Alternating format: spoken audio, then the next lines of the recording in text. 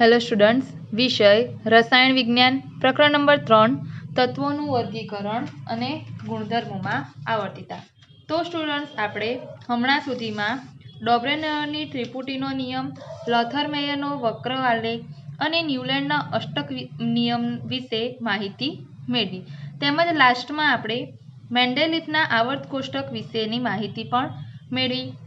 તેમજ તે સમયે એટલે કે ઈસવીસન 1800 અને 1900માં આ જે બધા વૈજ્ઞાનિકોએ તત્વોનું જુદું જુદું વર્ગીકરણ કર્યું હતું તે બધી જ બાબતો નિષ્ફળ નીવડી હતી.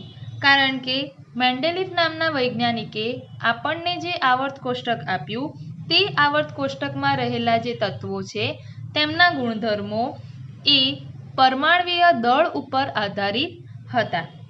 જ્યારે મેન્ડેલિફે આવર્ત કોષ્ટક વિકસાવ્યું હતું ત્યારે રસાયણ વૈજ્ઞાનિકોએ પરમાણુના આંતરિક બંધારણ વિશેની કોઈપણ પ્રકારની જાણકારી હતી નહીં. તેમ છતાં વૈજ્ઞાનિકોએ 20મી સદીની શરૂઆતમાં અપરમાણ્વીય કણો અંગેના સિદ્ધાંતો વિકસાવ્યા હતા. ઈસવીસન 1913માં અંગ્રેજ ભૌતિક વૈજ્ઞાનિક હેનરી મોસ્લે નામના વૈજ્ઞાનિક આવ્યા અને આ જે વૈજ્ઞાનિક છે તે સમયે એક્સ-રે કિરણ ઉપર એટલે કે ક્ષ કિરણ ઉપર પ્રયોગ કરી રહ્યા હતા. હવે તે ક્ષ કિરણો ઉપર પ્રયોગ કરી રહ્યા હતા ત્યારે તેમણે જોયું કે જે ક્ષ કિરણનું વર્ણપટ છે તેમાં નિયમિતતા જોવા મળી હતી. તેથી હેનરી મોસ્લે નામના જે વૈજ્ઞાનિક છે તેમણે ઉત્સર્જિત ક્ષ કિરણોની આવૃત્તિ જેને સંજ્ઞા છે મ્યુ, આ ઉત્સર્જિત ક્ષ કિરણોની આવૃત્તિ એના વર્ગમૂળ વિરુદ્ધ પરમાણ્વીય દળ અને ઉત્સર્જિત ક્ષ કિરણોની આવૃત્તિના વર્ગમૂળ વિરુદ્ધ પરમાણ્વીય ક્રમાંકનો આલેખ દોર્યો. જ્યારે હેનરી મોસ્લે નામના વૈજ્ઞાનિકે આ બે આલેખો દોર્યા ત્યારે રૂટ મ્યુ વિરુદ્ધ જે પરમાણ્વીય ક્રમાંકનો આલેખ છે તે આપણને સીધી રેખામાં મળ્યો અને રૂટ મ્યુ વિરુદ્ધનો જે પરમાણ્વીય દળાંક વિરુદ્ધનો આલેખ છે તે સીધી રેખામાં મળ્યો નહીં. જે આપણને એ દર્શાવે છે કે તત્વના પરમાણ્વીય દળાંક અથવા તો પરમાણ્વીય ભાર કરતાં પરમાણ્વીય ક્રમાંક વધુ મૂળભૂત ગુણધર્મ દર્શાવે છે. આમ મેન્ડેલિફનો જે આવર્ત નિયમ હતો કે તત્વોના પરમાણ્વીય દળના ચડતા ક્રમમાં એ તત્વોના ગુણધર્મો આધાર રાખે છે તે બધી જ બાબતો નિષ્ફળ નીવડી અને તેથી જ જે મેન્ડેલિફના જે આવર્ત નિયમમાં પરમાણ્વીય ભાર શબ્દનો ઉપયોગ કરવામાં આવે છે તેના સ્થાને પરમાણ્વીય ક્રમાંક શબ્દ મૂકીને સુધારો કરવામાં આવ્યો અને આ જે સુધારો કરવામાં આવ્યો અને તેના કારણે આપણને નવો નિયમ મળે છે જેને આધુનિક આવર્ત નિયમ તરીકે ઓળખવામાં આવે છે. તો આધુનિક આવર્ત નિયમ. તો આધુનિક આવર્ત નિયમ શું છે સ્ટુડન્ટ્સ? તો કે તત્વોના ભૌતિક અને રાસાયણિક ગુણધર્મો તેના પરમાણ્વીય ક્રમાંકના આવર્તનીય વિધેયો છે. એટલે કે તત્વોના જે ભૌતિક ગુણધર્મો છે અને રાસાયણિક ગુણધર્મો છે તે કોના ઉપર આધાર રાખે છે? તો કે જે તત્વના પરમાણ્વીય ક્રમાંક છે તેના ઉપર આધાર રાખે છે. અને આવર્તનીય વિધેય શબ્દ શાની માટે વાપરવામાં આવ્યો? કારણ કે જ્યારે આપણે તત્વોને તેના પરમાણ્વીય ક્રમાંકના આધારે ચડતા ક્રમમાં ગોઠવીશું તો કેટલાક આવર્તનીય સમય, આવર્તનીય શબ્દનો અર્થ થાય છે નિયમિત અંતરાલ.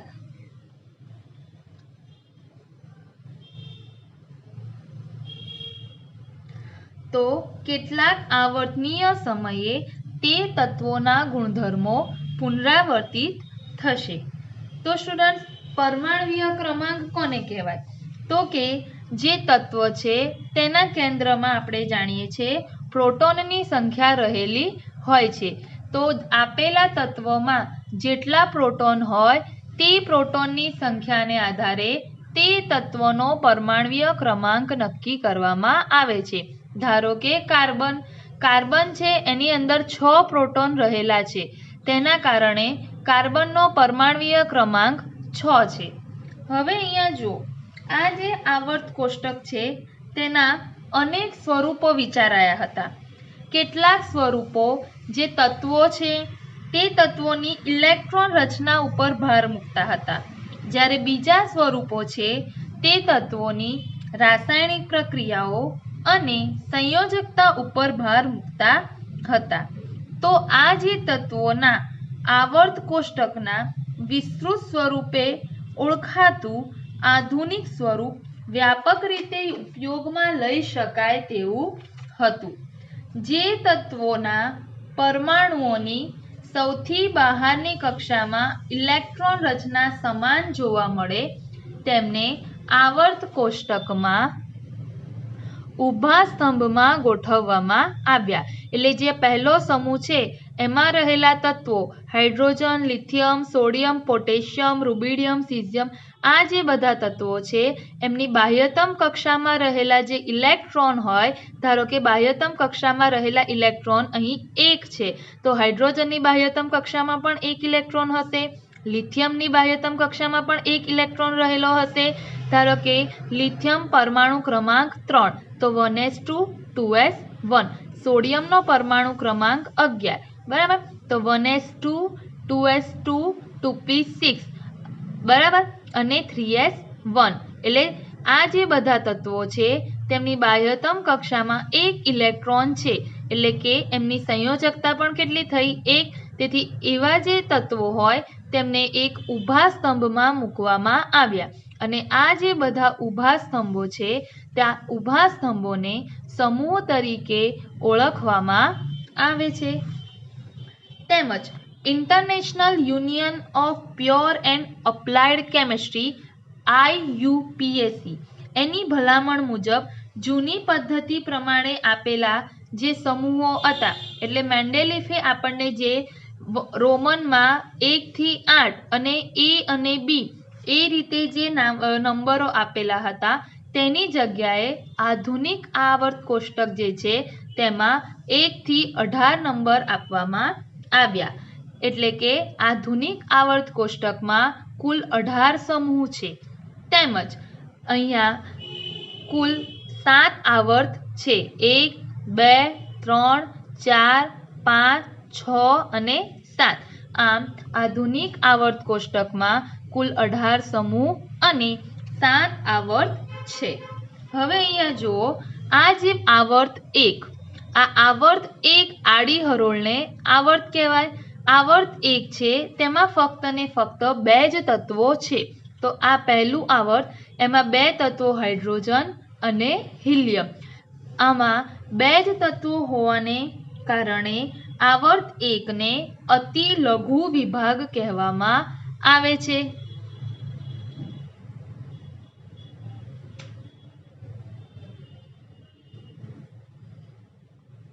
ત્યાર પછી આવર્ત 2. આવર્ત 2 અને 3 એમાં અનુક્રમે પ્રથમ અને દ્વિતીય લઘુ વિભાગ, એટલે કે 8 તત્વો રહેલા છે. આ આવર્ત 2 છે અને આ આવર્ત 3, એમાં પ્રથમ અને દ્વિતીય લઘુ વિભાગ શબ્દ વાપરવામાં આવ્યો, અને અહીં 8 તત્વો રહેલા છે.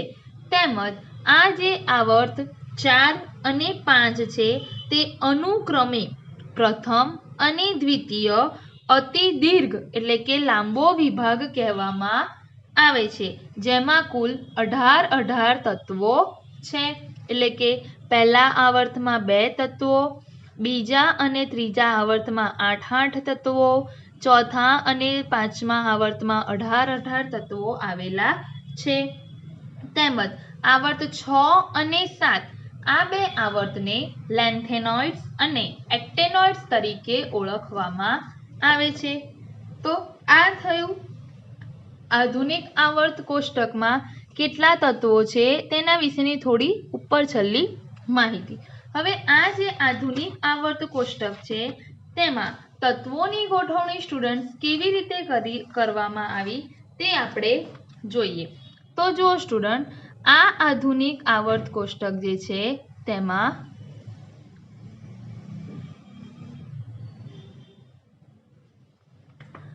18 ઊભા સ્તંભ, જેને આપણે સમૂહ કહી દીધું, બરાબર, તેમજ 1 થી 7 આવર્ત છે. આધુનિક આવર્ત કોષ્ટકનું જે સૌથી પહેલું તત્વ છે તે છે હાઇડ્રોજન, અને એને એટલા માટે સૌથી પહેલા મૂકવામાં આવ્યો કારણ કે હાઇડ્રોજનનો પરમાણુ ક્રમાંક છે 1, તેમજ તેની સંયોજકતા અને બાહ્યતમ કક્ષાની ઇલેક્ટ્રોન રચનાને આધારે તેને સમૂહ 1માં મૂકવામાં આવે છે. ત્યાર પછી બીજા નંબરનો તત્વ છે હિલિયમ. આ હિલિયમ તત્વને 18મા સમૂહમાં મૂકવામાં આવ્યો છે. એનો અર્થ કે તમે જો આવર્તમાં જુઓ તો તમને સળંગ પરમાણ્વીય ક્રમાંક નંબર પ્રમાણે તત્વો મળશે. હાઇડ્રોજન 1, હિલિયમ 2, 3 નંબરનો લિથિયમ, 4 નંબરનો બેરિલિયમ, 5 નંબરનો તત્વ બોરોન, 6 નંબરનો કાર્બન, 7 નંબરનો નાઇટ્રોજન, 8 નંબરનો ઓક્સિજન. એમ આવર્તમાં આપણને અનુક્રમે પરમાણ્વીય ક્રમાંકના આધારે તત્વો મળી રહે છે. હવે અહીંયા જો સ્ટુડન્ટ, આ જે સમૂહ 1 છે હાઇડ્રોજન, એની નીચે છે તત્વ લિથિયમ, પછી સોડિયમ, પોટેશિયમ, રૂબિડિયમ, સીઝિયમ અને ફ્રાન્સિયમ. આટલા તત્વો સમૂહ 1માં આવેલા છે. તો સ્ટુડન્ટ, તત્વો જે છે એટલે કે આધુનિક આવર્ત કોષ્ટકમાં તો આપણે આ જે તત્વોનું વર્ગીકરણ કર્યું એમાંથી આપણને આ ચેપ્ટરમાં આવર્ત કોષ્ટકમાં રહેલા સમૂહમાં તત્વો, ધારો કે તમને એવો ક્વેશ્ચન પૂછવામાં આવે કે સમૂહ 1ના કયા કયા તત્વો છે તે લખો, કાં તો પછી તમને ડાયરેક્ટ એવી રીતે પૂછવામાં આવે કે બ્રોમિન એ કયા સમૂહનું તત્વ છે, તે કયા આવર્તનું તત્વ છે. એટલા માટે આપણે આવર્ત કોષ્ટકમાં કયા તત્વો કયા સમૂહમાં રહેલા છે તે આપણને યાદ રહેવા જોઈએ. તો એની કેટલીક ટ્રીક છે. તો હવે અહીંયા જુઓ, પહેલા જે આધુનિક આ જે આવર્ત કોષ્ટક છે એને 4 ભાગમાં વિભાજિત કરેલું છે. સમૂહ 1 અને 2 તે એસ વિભાગના તત્વો છે. પછી સમૂહ 13 થી 18 એ પી વિભાગના તત્વો છે. ત્યાર પછી સમૂહ 3 થી 12 એ ડી વિભાગના તત્વો છે. તેમજ આ જે નીચે તત્વો આપેલા છે તે એફ વિભાગના તત્વો છે. તો પહેલા તો આવર્ત કોષ્ટકના આપણે કુલ 4 ભાગ પાડ્યા, એસ, પી, ડી અને એફ. હવે અહીંયા જો સ્ટુડન્ટ કે સમૂહ 1ના તત્વોને આપણે કેવી રીતે યાદ રાખીશું. તો સમૂહ 1ના તત્વોને આ જે શોર્ટકટ ટ્રીક છે તમારે બધાએ તમારી નોટબુકમાં લખી લેવાની. તો શોર્ટકટ ટ્રીક છે હ લી ના કી રબ સે ફરિયાદ.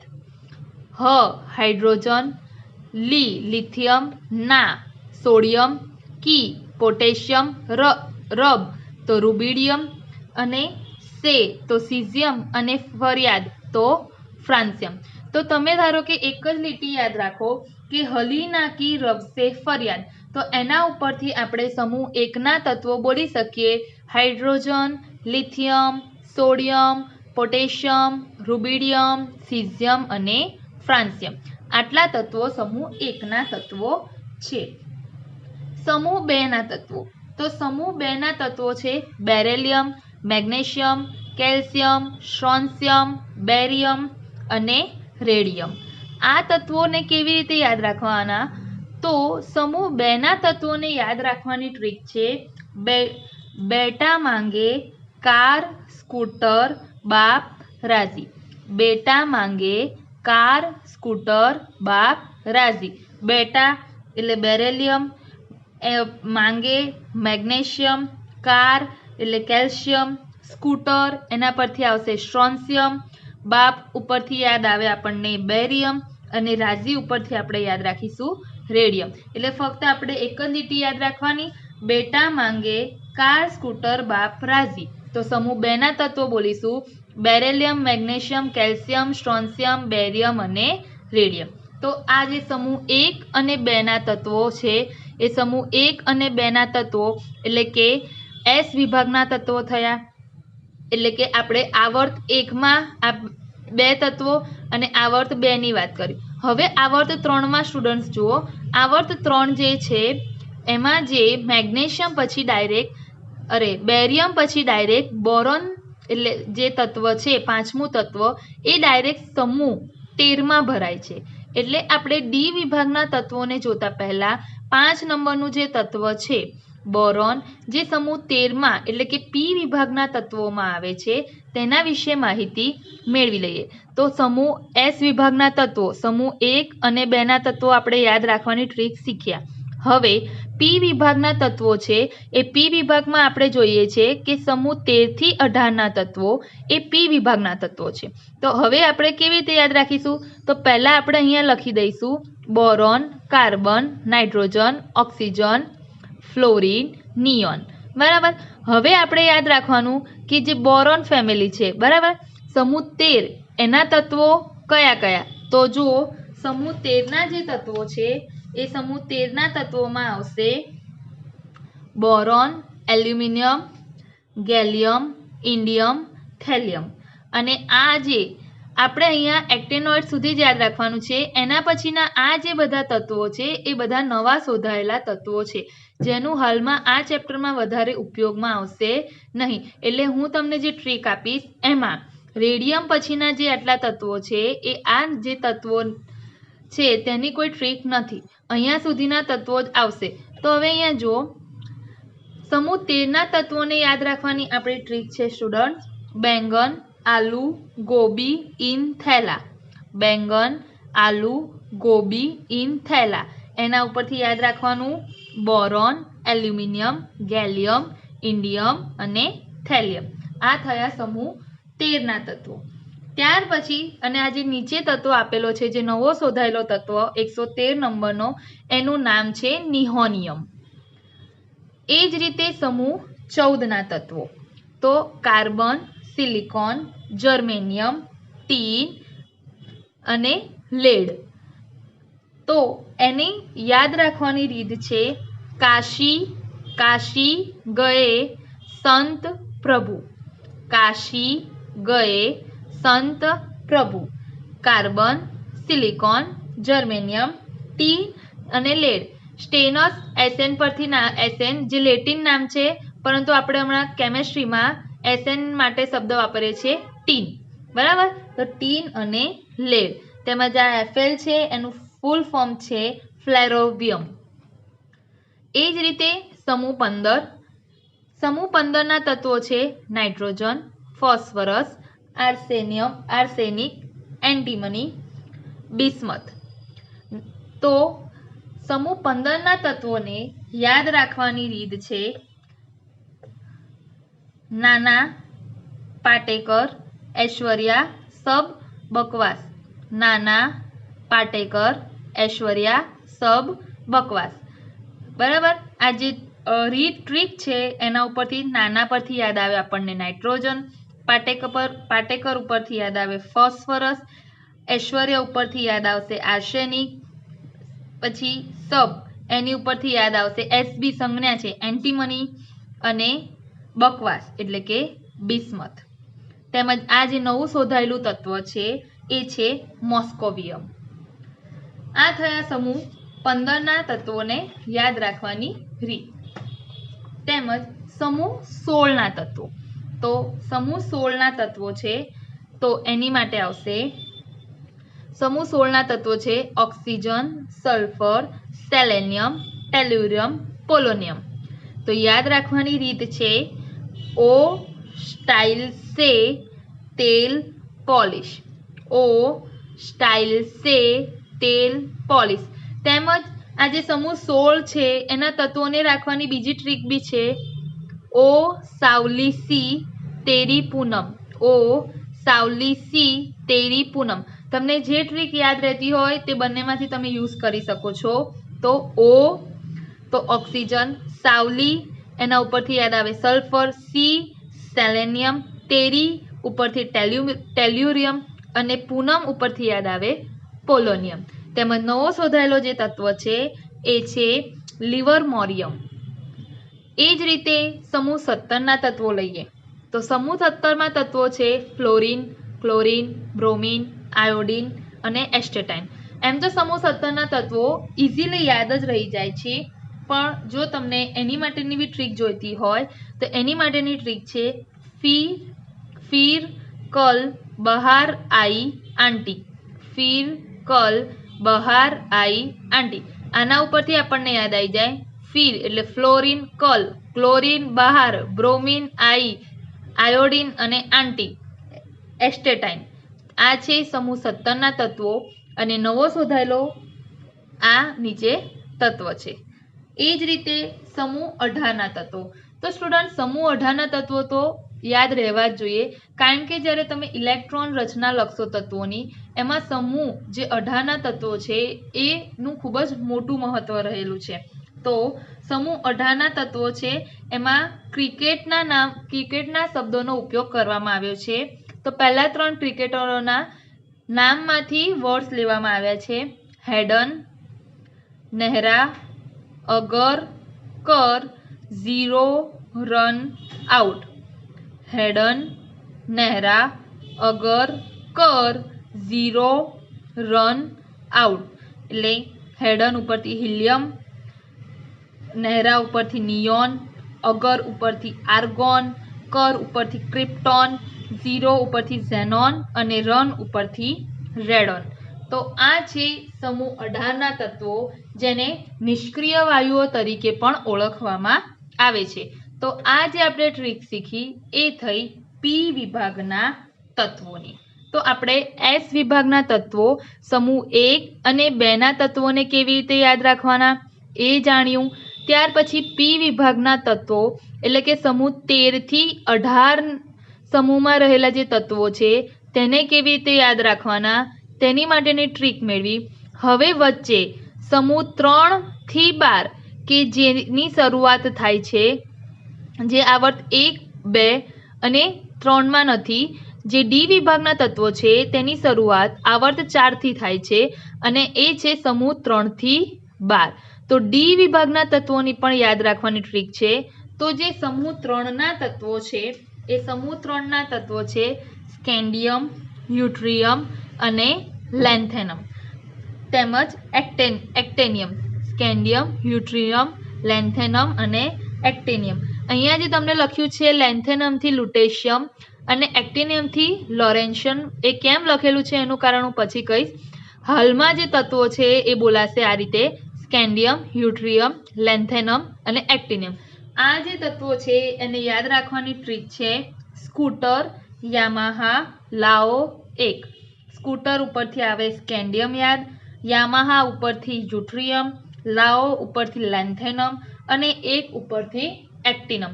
તો આ થયા સમૂહ 3ના તત્વો. એ જ રીતે છે સમૂહ 4ના તત્વો. સમૂહ 4ના તત્વો છે એમાં આવશે ટિટેનિયમ, ઝિર્કોનિયમ અને હાફનિયમ. એની માટેની આપણી ટ્રીક છે સ્ટુડન્ટ્સ ટી ઝરા હાફ. ટી ઝરા હાફ. ટી ઉપરથી તમને યાદ આવશે ટિટાનિયમ, ઝરા ઉપરથી યાદ આવશે તત્વ ઝિર્કોનિયમ અને હાફ ઉપરથી યાદ આવશે હાફનિયમ. એ જ રીતે સમૂહ 5ના તત્વો જોઈએ તો વો નવાબ થે. વો નવાબ થે. વો નવાબ થે એના ઉપરથી આવશે સ્ટુડન્ટ્સ તો વો ઉપરથી વેનેડિયમ, નવાબ ઉપરથી યાદ આવે નિયોબિયમ અને થા ઉપરથી યાદ આવે થેલિયમ. તો આ છે સમૂહ 5ના તત્વો. ત્યાર પછી સમૂહ 6ના એલિમેન્ટ્સ જોઈએ તો છે ક્રોમિયમ, મોલિબ્ડેનમ, ટંગસ્ટન. ડબલ્યુ તમને સંકેત વપરાયો છે પણ બોલવામાં ટંગસ્ટન બોલાય છે. તો ક્રોમાટા. એની માટે ખાલી એક જ વર્ડ યુઝ કરવાનો છે ક્રોમાટા. તો જો ક્રોમિયમ, મોલિબ્ડેનમ અને ટંગસ્ટન, ક્રોમાટા. ત્યાર પછી છે સ્ટુડન્ટ સમૂહ 7ના તત્વો. તો સમૂહ 7ના જે તત્વો છે એ સમૂહ 7ના તત્વો યાદ રાખવા માટેની ટ્રીક છે મન તક રે. મન તક રે. મન મેંગેનીઝ, તક પરથી યાદ આવે ટેક્નેશિયમ અને રે ઉપરથી યાદ આવે આપણને રેનિયમ. એ જ રીતે સમૂહ 8ના તત્વો, આ જે નવું શોધાયેલું તત્વ છે એ છે બોહરિયમ. સમૂહ 8 ના તત્વો લઈએ તો ફેરસ એક જ વર્ડમાં આવી જાય છે, જો કે જે Fe છે એને જ ફેરસ કહેવામાં આવે છે, જેને આપણે કેમિસ્ટ્રીમાં આપણે જ્યારે એને આયર્ન બી તરીકે ઓળખીએ છીએ તો ફેરસ અથવા તો આયર્ન કહીશું. ર ઉપરથી રૂથેનિયમ અને સ ઉપરથી આપણને યાદ આવશે ઓસ્મિયમ, ફેરસ. ત્યાર પછી છે સમૂહ 9. સમૂહ 9 ના તત્વો છે તો કોબાલ્ટ, રોડિયમ, ઇરિડિયમ. તો એની માટેનું જે શોર્ટકટ ટ્રીક છે કોન રહેલ આયર્લેન્ડ, કોન રહે આયર્લેન્ડ. કોન ઉપરથી કોબાલ્ટ, રહે ઉપરથી રોડિયમ અને આયર્લેન્ડ ઉપરથી યાદ આવે ઇરિડિયમ. એ જ રીતે સમૂહ 10 ના તત્વો. તો સમૂહ 10 ના તત્વો છે નિકલ, પેલેડિયમ, પ્લેટિનમ. તો નહીં પડોગે તો પીટોગે, નહીં પડોગે તો પીટોગે. તો આ ટ્રીક ઉપરથી તમને યાદ આવશે નિકલ, પેલેડિયમ, પ્લેટિનમ. ત્યાર પછી છે સમૂહ 11 ના તત્વો. સમૂહ 11 ના તત્વો છે કોપર, સિલ્વર, ગોલ્ડ. જેના તમે આ સંજ્ઞાઓનો યુઝ કર્યો છે. હવે કોપર, સિલ્વર અને ગોલ્ડ. તો કોણ આગે આયા, કોણ આગે આયા. હવે કેમિકલી જે એજી છે એનું નામ છે કેમિકલી આપણે સિલ્વર શબ્દનો યુઝ કરીએ છીએ, જેનું લેટિન નામ છે આર્જેન્ટમ અને ગોલ્ડનું લેટિન નામ છે ઓરમ. એટલે આર્જેન્ટમ પરથી સંજ્ઞા આપવામાં આવી છે એજી અને ઓરમ ઉપરથી આપણને સંજ્ઞા આપવામાં આવી છે એયુ. પણ આપણે જ્યારે કેમિસ્ટ્રીમાં યુઝ કરીશું તો હંમેશા એજી ને સિલ્વર અને એયુ એટલે કે ઓરમ ને ગોલ્ડ તરીકે ઓળખીશું. ત્યાર પછી છે સમૂહ 12 ના તત્વો. સમૂહ 12 ના તત્વો છે ઝિંક, કેડમિયમ, મર્ક્યુરી. એની યાદ રાખવાની ટ્રીક છે જીની કેનેડા હોગા, જીની કેનેડા હોગા. Zinc, cadmium, mercury. તેમજ આ નીચે શોધાયેલ તત્વો છે કોપર, નિકિયમ. બરાબર. એટલે આ જે 88 છે એના પછીના અહીંયાથી અહીંયા સુધીના જે તત્વો છે આટલા તત્વો એ નવા શોધાયેલા તત્વો છે, જેનો આપણે બહુ યુઝ નથી. આ ચેપ્ટરમાં તમારે આ તત્વોનો કોઈ યુઝ નથી, તો આ તત્વોનો તમે નામ નહીં યાદ રાખો તો ચાલશે. ટ્રીકમાં પણ મેં આ તત્વોના નામ નથી લીધા. બરાબર. આ થયા તત્વોની વાત, એસ, પી અને ડી વિભાગના તત્વોની વાત. હવે આવે છે એફ વિભાગના તત્વોની વાત. તો એફ વિભાગના જે તત્વો છે આ એફ વિભાગના તત્વો એમાં છે લેન્થેનમથી લ્યુટેશિયમ સુધીના તત્વો. એફ વિભાગના તત્વોમાં છે લેન્થેનમથી લ્યુટેશિયમ સુધીના તત્વો તેમજ એક્ટેનમથી લોરેન્શિયમ સુધીના તત્વો. હવે અહીંયા સ્ટુડન્ટ્સ જુઓ, એફ વિભાગના તત્વો જે છે આ એફ વિભાગના તત્વો એ સમૂહ 3 ના જ તત્વો છે, જે અહીંયા જુઓ લખેલું છે લેન્થેનમથી લ્યુટેશિયમ અને એક્ટેનિયમથી લોરેન્શિયમ. એટલે આ જે એફ વિભાગ જે બન્યો છે એ સમૂહ 3 ના જ તત્વો છે. તેમજ જે આવર્ત છે એ આવર્ત પણ કયા આવર્તના છે તો કે 6થા અને 7મા આવર્તના તત્વો છે.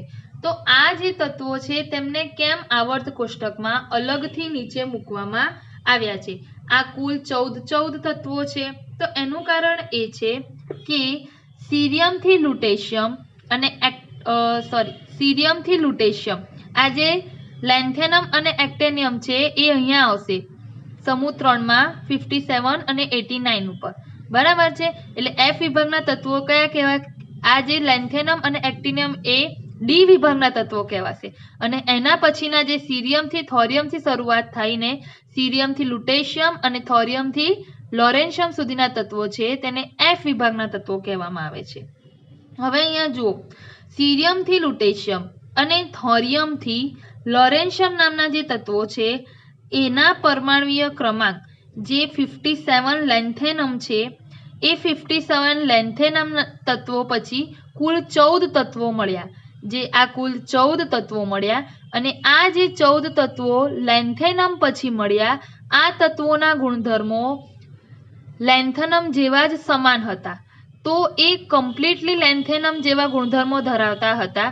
તેથી જો આ જ તત્વોને આપણે સમૂહ 3માં મૂકીએ તો આવર્ત કોષ્ટક ઘણું જ લાંબુ થઈ જતું હતું. અને એના કારણે લેન્થેનિયમથી લ્યુટેશિયમની વચ્ચે રહેલા જે આ 14 તત્વો છે, આ 14 તત્વોના ગુણધર્મો સમાન હોવાને કારણે અને આવર્ત કોષ્ટક ઘણું લાંબુ ન થાય એટલા માટે સમૂહ 3 અને આવર્ત 6 ના આ તત્વોને F વિભાગ તરીકે નીચે મૂકવામાં આવ્યા. એ જ રીતે જ્યારે 89 તત્વ એક્ટિનિયમ પછીના તત્વો શોધાયા તો એક્ટિનિયમ પછીના બી જે 14 તત્વો જે મળે છે એ તત્વોના ગુણધર્મો એક્ટિનિયમ જેવા હતા અને તેને પણ જો તમે સમૂહ 3માં અને આવર્ત 6માં મૂકો, આવર્ત 6માં મૂકવાથી તો નહીં પણ સમૂહ તમે 3માં મૂકો તો આવર્ત કોષ્ટક ઘણું મોટું થઈ જાય અને એ ના થાય એના કારણે આ 14 તત્વોને F વિભાગના તત્વોમાં નીચે મૂકવામાં આવ્યા. લેન્થેનમ જેવા ગુણધર્મો ધરાવે છે આ 14 તત્વો, એટલા માટે જ આ 14 તત્વોને લેન્થેનોઇડ્સ તરીકે ઓળખવામાં આવે છે. તેમજ એક્ટિનિયમ જેવા ગુણધર્મો ધરાવે છે આ નીચેના 14 તત્વો, એની માટે આ નીચેના 14 તત્વોને એક્ટિનોઇડ્સ તરીકે ઓળખવામાં આવે છે. તેથી એવું પૂછવામાં આવે કે F વિભાગના તત્વો, F વિભાગમાં કયા કયા તત્વો છે તો તમે બોલશો લેન્થેનોઇડ્સ અને એક્ટેનોઇડ્સ. લેન્થેનોઇડ્સમાં 14 તત્વો, સીરિયમથી લ્યુટેશિયમ, અને એક્ટેનોઇડ્સમાં 14 તત્વો, થોરિયમથી લોરેન્શિયમ. F વિભાગના જે તત્વો છે લેન્થેનોઇડ્સ અને એક્ટેનોઇડ્સ, આ બધા તત્વો કયા સમૂહના છે તો આ બધા તત્વો છે ત્રીજા સમૂહના. લેન્થેનોઇડ્સ એ કયા આવર્તના તત્વો છે તો એ છઠ્ઠા આવર્તના તત્વો છે. એક્ટેનોઇડ્સ એ કયા આવર્તના તત્વો છે તો એ 7મા આવર્તના તત્વો છે. તો સ્ટુડન્ટ્સ, આપણે આ આવર્ત કોષ્ટકમાં તત્વોને ગોઠવ્યા. F વિભાગના જે તત્વો છે F વિભાગના તત્વો વિશે તમે ધોરણ 12માં ડિટેલમાં માહિતી મેળવો છો, એટલે હાલમાં એની ટ્રીક આપી નથી. જો જરૂરી લાગશે તો F વિભાગના તત્વોની પણ હું ટ્રીક આપીશ. તેમજ આપણે હાલમાં ચેપ્ટર નંબર 3 ભણીએ છીએ. હવે અહીંયા સુધી આપણે ચેપ્ટર નંબર 3 ભણ્યા. તમે આવર્ત કોષ્ટકો, આધુનિક આવર્ત કોષ્ટકમાં સમૂહ અને આવર્ત વિશેની માહિતી મેળવી, તેમજ તત્વોને કેવી રીતે યાદ રાખવાના એની માટેની ટ્રિક્સ મળી. પણ હવે આ જે તત્વો છે એને કેમ S વિભાગમાં મૂકવામાં આવ્યા છે, કેમ P વિભાગમાં મૂકવામાં આવ્યા છે, તેમજ કેમ કયા તત્વને કયા સમૂહમાં મૂકવામાં આવ્યા છે, આ બધા જ પ્રશ્નોનો જવાબ આપેલા તત્વોની ઇલેક્ટ્રોન રચના ઉપરથી મળે છે. અને ઇલેક્ટ્રોન રચના જે 1s2, 2s2, 2p6 એ બધી વસ્તુ ચેપ્ટર 2માં આવે છે અને ચેપ્ટર 2 હજુ આપણે ચલાવ્યું નથી. તો હવે આજે હાલમાં ચેપ્ટર 3નો હાલ પૂરતો આ લાસ્ટ વિડીયો છે. એના પછી હું પહેલાં ચેપ્ટર 2 કમ્પ્લીટ કરીશ અને તમે ચેપ્ટર 2 ભણશો એટલે આ જે બધા જ તત્વો છે એ બધા જ તત્વોની તમને જાતે જ ઇલેક્ટ્રોન રચના બનાવતા આવડી જશે. અને ત્યાર પછી આપણે ચેપ્ટર 2 જે અહીંયા આપણે અધૂરું મૂક્યું છે તેનાથી આગળ ભણીશું. તો હાલમાં અહીંયા સુધી આપણે ચેપ્ટર 3 ભણીએ અને હવે આવતા વિડીયો જે છે એ ચેપ્ટર 2નો મુકાશે અને ચેપ્ટર 2 આખું કમ્પ્લીટ થઈ જશે. એના પછી જે આ ચેપ્ટર 3 અધૂરું ચેપ્ટર છે એ ચાલુ ફરી કરવામાં આવશે.